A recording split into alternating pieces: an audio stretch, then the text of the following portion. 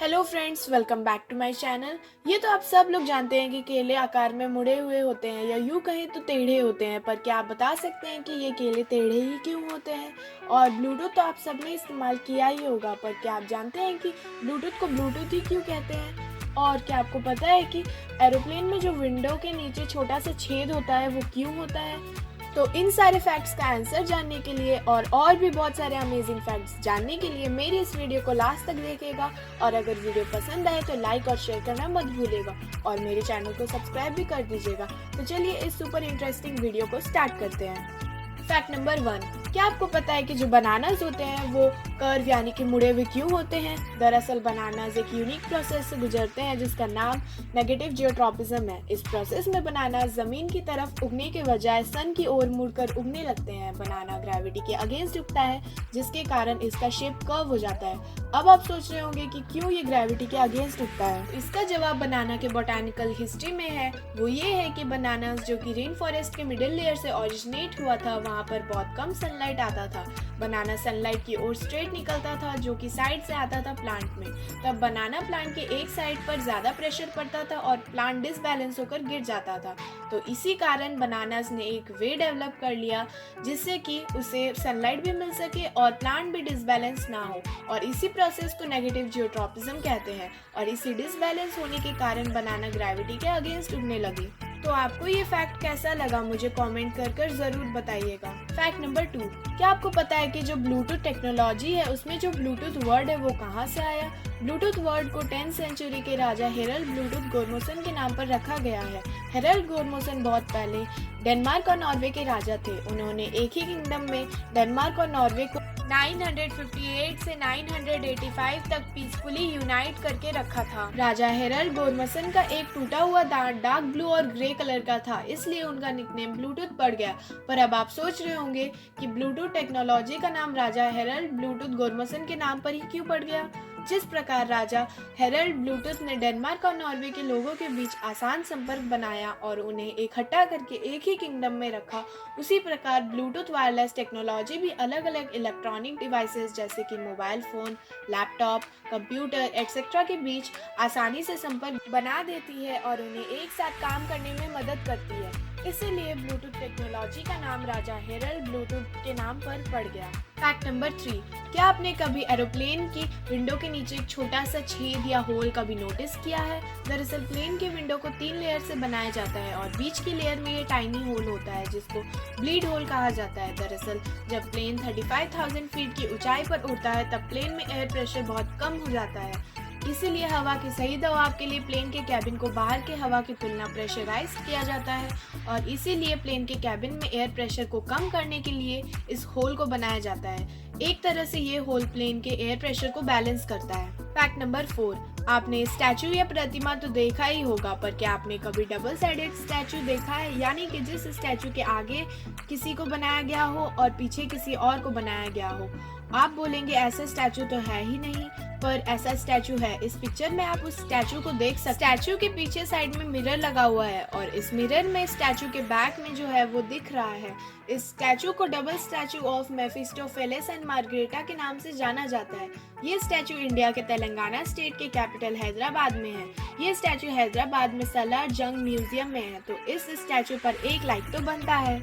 Fact number 5, अब आप इस पिक्चर को देखो और बताओ कि ये क्या है। ये किसी सांप का मुंह और आंख लग रहा है ना? ये पिक्चर आपको अजीब टाइप का नहीं लग रहा? मतलब एक साथ दो सांप, ये क्या है आखिर? तो ये असल में एटलस मॉथ है जो कि ऐसा दिखता है और ये मॉथ एक स्नेक की तरह दिखता है। और अगर ये मॉथ के पास उसका प्रेडेटर आता है तो ये मॉथ उसे अपने पंख पर ये दिखाकर डरा देता है कि मैं एक सांप हूँ, मुझे खाने की सोचना भी मत। ये नेचर में मौजूद बहुत ही इंटरेस्टिंग बहरूपिया है जो कि अपने आप को सांप की तरह दिखाता है।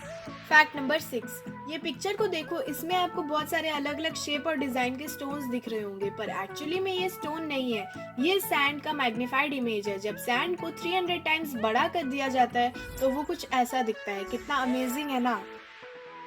Fact number 7, statue of liberty जो कि न्यूयॉर्क में है वो अभी ग्रीन कलर का है, पर वो पहले ऐसा नहीं था। 1886 में उसे कॉपर से बनाया गया था जो कि ब्राउन कलर का होता है। फिर कुछ सालों बाद उसका कलर ब्राउन से ग्रीन में बदलने लगा और फिर 1906 में उसका कलर पूरी तरह से ग्रीन हो गया। अब आप सोच रहे होंगे कि उसका कलर ग्रीन क्यों हो गया।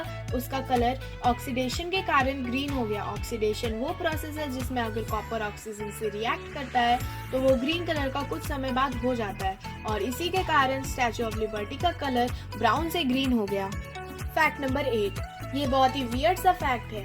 रोमानिया में जो स्टोन्स या पत्थर होते हैं उसे ट्रोवेंट्स कहा जाता है। इसे लिविंग स्टोन्स के नाम से भी जाना जाता है। अब आप सोच रहे होंगे कि इन पत्थर्स को लिविंग स्टोन के नाम से क्यों जाना जाता है। इन पत्थर्स को लिविंग स्टोन के नाम से जाना जाता है क्योंकि रोमानिया में जब भी बारिश होती है तब ये पत्थर मल्टीप्लाई हो जाते हैं, यानी कि उस पत्थर से एक और पत्थर निकल जाता है। जैसे कि एक पत्थर रखा है और अचानक से बारिश हो गया, तो बारिश होने के बाद जब आप उस पत्थर को देखने जाओगे तो आप देखोगे कि उस पत्थर से एक और पत्थर निकला है, कुछ इस तरह जैसा कि आप इस पिक्चर में देख रहे हो। तो था ना ये बहुत ही मिस्टीरियस और वियर्ड सा फैक्ट। फैक्ट नंबर 9, क्या आपको पता है कि स्नोमैन जो कि बर्फीले जगहों पर स्नो से बनाया जाता है उसकी नाक कैरोट यानी कि गाजर से ही क्यों बनी होती है। दरअसल स्नोमैन को बनाते समय उसकी नाक को गाजर से बनाने का एक ग्लोबल ट्रेडिशन यानी कि विश्व परंपरा है। इसके पीछे बहुत सारी थ्योरीज है जो कि बताती है कि हम अपने आप से ये वेजिटेबल क्यों यूज करते हैं। एक थ्योरी के हिसाब से स्नोमैन की नाक पॉइंटेड होनी चाहिए, तो इसीलिए शायद कैरोट स्नोमैन की नाक को वो फीचर देता हो। पहले स्नोमैन को अनफ्रेंडली और खराब रिप्रेजेंट किया जाता था, तो नोकीला नाक एक ऐसा तरीका था जिससे कि स्नोमैन को खराब दिखाया जा सके। बहुत सारी चीजें जैसे कि बटन और कोल को यूज किया गया था स्नोमैन की नाक बनाने के लिए, पर उसकी नाक पर गाजर ही सबसे ज्यादा सूट कर रहा था। तो आपको ये स्नोमैन और उसकी नाक की स्टोरी अच्छी लगी हो तो इस वीडियो को लाइक कर दीजिएगा और मुझे कमेंट करके भी बताइएगा कि आपको ये कैसा लगा। तो बढ़ते हैं हमारे अगले फैक्ट की ओर। फैक्ट नंबर 10, वोडाफोन के एडवर्टाइजमेंट में जो कैरेक्टर्स होते हैं उन्हें जूजूज कहा जाता है और लगभग सभी को लगता है कि ये कैरेक्टर्स एनिमेटेड हैं, पर नहीं, ये जूजूज एनिमेटेड नहीं है। इस एडवर्टाइजमेंट में असली लोग हैं। उन्होंने डिज़ाइन कॉस्ट्यूम पहनकर एडवर्टाइजमेंट किया है और सारे इसी तरह के एडवर्टाइजमेंट में एनिमेशन किया जाता है, पर वोडाफोन के एडवर्टाइजमेंट में नहीं। कितना अमेजिंग फैक्ट है ना। फैक्ट नंबर 11, यूएसए के सैन डियागो में एक टाइप का रॉक है जिसका नाम पोटैटो चिप रॉक है। ये रॉक आसमान में काइंड ऑफ लटक रहा है और ये रॉक इतना पतला है कि देखने से ही लगेगा कि अगर इस पे कोई चढ़ेगा तो रॉक टूटकर गिर जाएगा, पर नहीं, आज तक ये रॉक टूटा नहीं है। जिन लोगों को एडवेंचरस और मिस्टीरियस चीजें पसंद है वो इस जगह पर जाकर मजा उठा सकते हैं। लिटरली ये बहुत ही टेरिफाइंग जगह है। फैक्ट नंबर 12, क्या आपको पता है कि एप्पल यानी कि सेब पानी के ऊपर फ्लोट क्यों करता है। दरअसल एप्पल में 25% एयर होता है और इसी के कारण एप्पल पानी के ऊपर फ्लोट करता है। तो आज की इस वीडियो में बस इतना ही। अगर आपको ये वीडियो पसंद आया हो तो लाइक और शेयर कर दीजिएगा और भी ऐसे ही मज़ेदार और इंटरेस्टिंग वीडियोस देखने के लिए मेरे चैनल को सब्सक्राइब भी कर दीजिएगा। मिलते हैं आपसे मेरे अगले वीडियो में। Thank you.